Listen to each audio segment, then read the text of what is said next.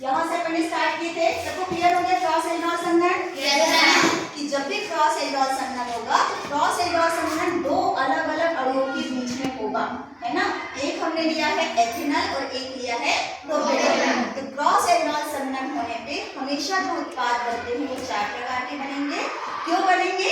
क्योंकि cross aldehyde संघनन में फर्स्ट कंडीशन हो सकती है कि पहले दो एक जैसे अणु आपस में क्रिया करें, जैसे कि यहाँ पर दो एथिनल ने आपस में संघनन किया।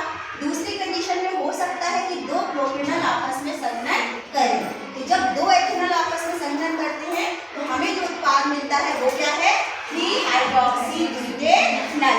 और जब दो प्रोपेनॉल आपस में संघनन करते हैं तो जो हमें उत्पाद मिलता है उसका नाम हो गया 3 हाइड्रोक्सी 2 मेथिल पेंटेनॉल। अब तीसरी कंडीशन हो सकती है कि दो अलग अलग जो हमारे पास एल्डिहाइड है उसमें से एक का कार्बोनिल समूह दूसरे के अल्फा हाइड्रोजन से अभिक्रिया करे, ठीक है। तो इस कंडीशन में इसका अल्फा हाइड्रोजन इस कार्बोनिल समूह से क्रिया करेगा तो जो उत्पाद बन रहा है वो है 3 हाइड्रोक्सी 2 मेथिल ब्यूटेनॉल।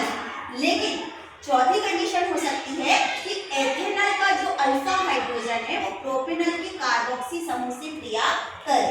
तो ये दोनों कंडीशन में जब अलग अलग अल्फा हाइड्रोजन कार्बोनिल समूह से क्रिया करते हैं तो हमें जो चौथा उत्पाद मिलता है वो भी अलग हो जाता है 3 हाइड्रोक्सी पेंटेनॉल। और सब में हमको कॉमन चीजें देखने मिली कि हमारा मुख्य उत्पाद क्या था? Beta hydroxy aldehyde. तो आप चारों कंडीशन में देखेंगे बीटा कार्बन पे हाइड्रोक्सी समूह जुड़ा है और जो आईयूपीएसी नोमेनक्लेचर में तीसरे नंबर पे आ रहा है तो सब में कॉमन आपको 3 हाइड्रोक्सी समूह मिला है। याद रखने के लिए नामकरण जब भी याद करें 3 हाइड्रोक्सी से ही हमारा जो यौगिक है वो बनेगा, ठीक है। अब लास्ट कंडीशन में होता क्या है? इन सबका क्या होगा? जल अपघटन। और जल अपघटन पर ये क्या देंगे? अल्फा बीटा असंतृप्त यौगिक। अब अल्फा बीटा असंतृप्त यौगिक तो अल्फा बीटा कार्बन कौन सा है? पहले ये देख लें कि यहाँ पर ये वाला कार्बन अल्फा, ये बीटा, ये अल्फा, ये वाला अल्फा और ये वाला अल्फा। तो अल्फा बीटा कार्बन से जल का विलोपन होगा, अल्फा कार्बन से हाइड्रोजन और यहाँ से OH। ये वाला OH जो है वो जल के अणु के रूप में निकलेगा। जब जल के अणु के रूप में निकलेगा तो हमारा बनने वाला उत्पाद कैसा होगा? CH3CH। यहाँ पर आएगा डबल बॉन्ड CH, यहाँ का हाइड्रोजन निकल गया, क्या बना? CH2, ठीक है। नेक्स्ट कंडीशन अगर देखें तो यहाँ पर CH3 CH2 CH, ये वाला OH और ये वाला हाइड्रोजन, तो यहाँ पर आ गया डबल बॉन्ड और यहाँ पे CH3 CHO। हाइड्रोजन निकालना है अल्फा कार्बन से, ठीक है। नेक्स्ट यहाँ पर थर्ड नंबर पे CH3 CH, यहाँ पर डबल बॉन्ड C, ये वाला हाइड्रोजन निकला, यहाँ पे CH3 CH और लास्ट में ये वाला हाइड्रोजन ये वाला OH जब निकलेगा तो CH3 CH2 CH double bond CH2 और CHO। तो ये 4 प्रकार के अल्फा बीटा असंतृप्त यौगिक मिलेंगे और जब अगर इसका हम नोमेनक्लेचर करते हैं, नाम लिखते हैं, नाम बनेंगे सबके अलग अलग। हाँ, यहाँ पे क्या गलती हुई है? एक हमारे पास ये जो हाइड्रोजन है ये वाला हाइड्रोजन यहाँ पे कहाँ पे? इस वाले में देखें, ये यहाँ पे देखें, ये CH यहाँ पे 2 था ना, तो एक हाइड्रोजन निकला, तो एक हाइड्रोजन निकला तो यहाँ पे हाइड्रोजन कितने बचेंगे आपके पास? CH double bond CH CHO। Hydrogen का ध्यान रखना है कि हाइड्रोजन हमारे निकले, है ना।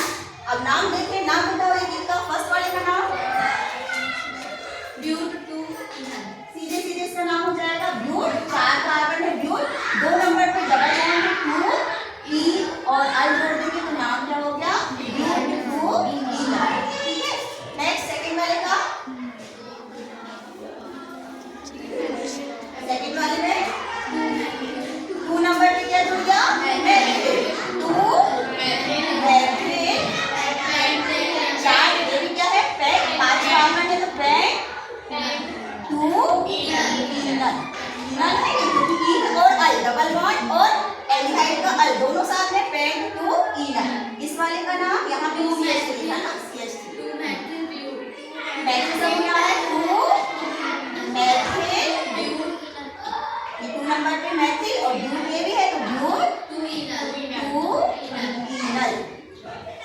लास्ट में क्या आ जाएगा, 5 कार्बन है तो सीधे सीधे 5 कार्बन में बेंड टू इन और अल को जोड़ दिए तो ईन है।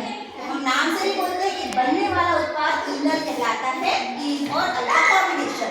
तो ब्यूट टू ईनल, लास्ट में बेंड टू ईनल और बीच में मैथिल समूह की पोजीशन आप देखोगे 2 मैथिल, ये वाला है 5 कार्बन के कारण बेंड टू ईनल और ये है मैथिल ब्यूट टू ईनल।